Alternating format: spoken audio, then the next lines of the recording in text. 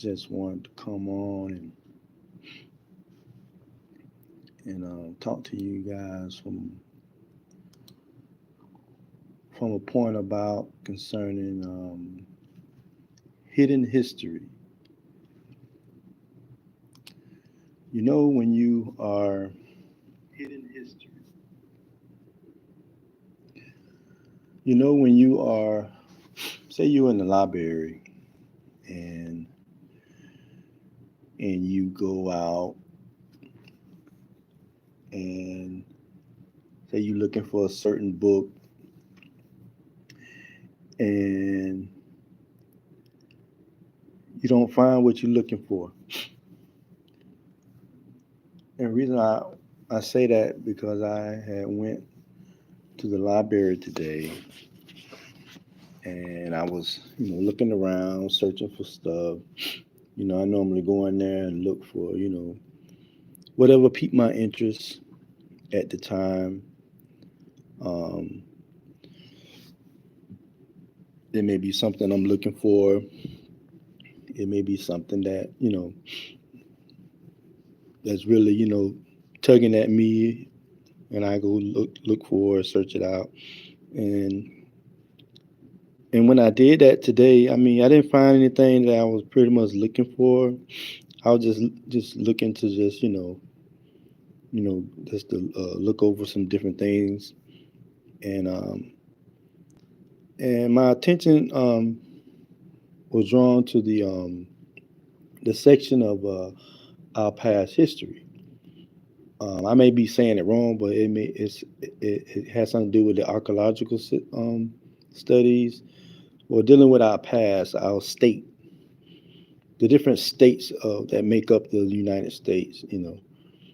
And as I did that, when you looking up your history, you look up your state, but then you look up the cities that's in your state that makes up the state, the different cities.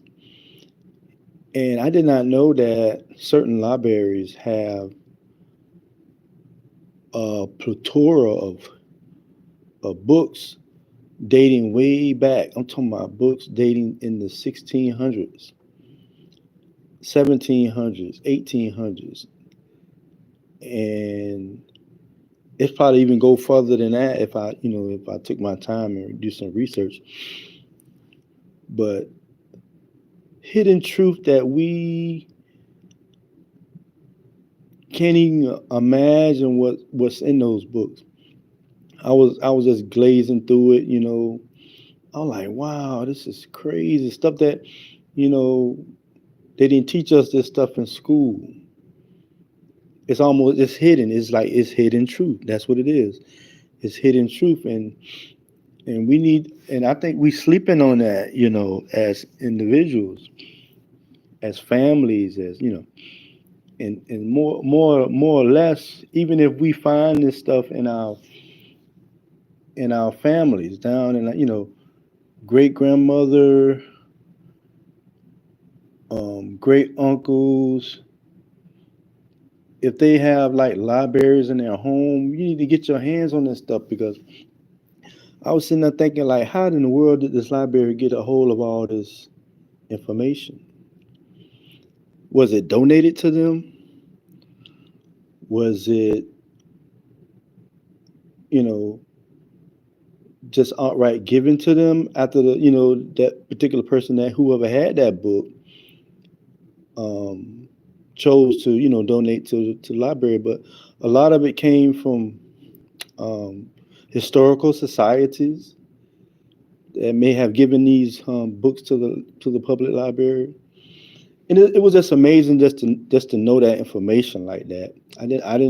I was not aware that they went that far back in the past, and they hold that type of information in those libraries like that. Good afternoon, Carrie. Thank you for logging into my live. Yeah, I just wanted to just go over this how the library systems are holding all that information concerning your past history in your state where you live. If you want to find out about your particular state in the cities that's in the state, go do research in your libraries. Sometimes you have to find the right library that holds those type of books because all of them don't. And it was this one particular book that I had, and it showed the original name of my city. It went way back of the original name, the people who the first post office in the city where I live at, the names of the people that owned it, and it goes all the way back. I'm talking about way back 1600s. I'm like, wow, this is crazy, and it just piqued my interest. I did not know that they go back like that, and a lot of this stuff is like uh, archives and computer systems and stuff. But this stuff was in books. I actually picked up a physical book and read some of the history. But of course, we can't take it with us. We can't check it out and take it home because they got that on lock. You can forget about that. That's not going to happen. The only way you'll do research on that if you sit down in that library under the watchful eye of that camera. That's the only way you're going to get it.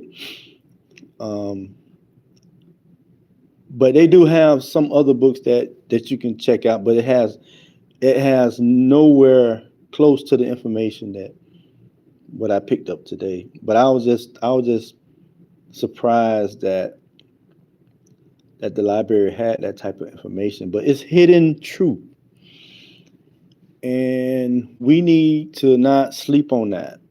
All that hidden truth, because it's for you to know where you came from, who the land that you live on, who bought it, what sat on this land, what was here before I was, who was here before I was, and a lot of information that we sleeping on as individuals, and it's all right there. It's hidden truth, and it's like a bittersweet.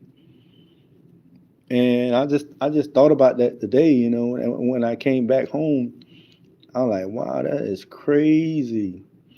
And like me, I'm a person that I'm very curious. That's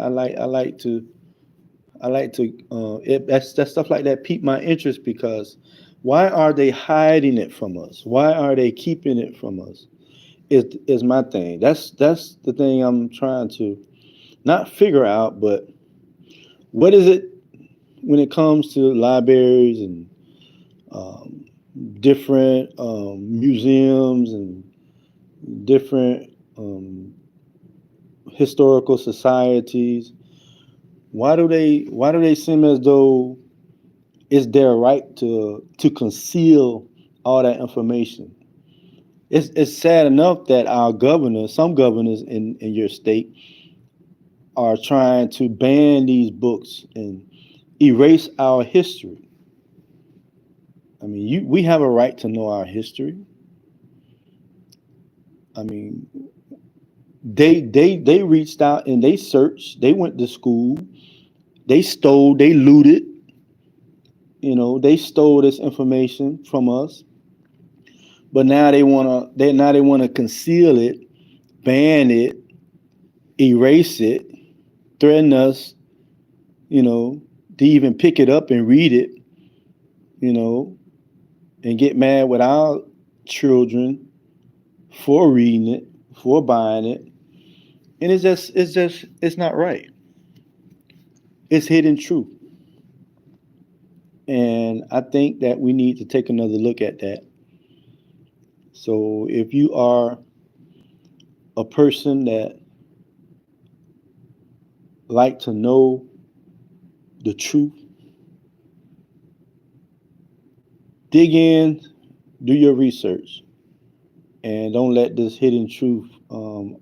These are jewels and gems that your children's children need to know later on down the road, that you need to put this stuff up in libraries in your own home and keep for safe keep for them, for the next generation, for your generation that's coming up. That way they'll know what took place and what happened. So I just wanted to share that with you guys. Thank you for listening, and I see you guys on the next stream.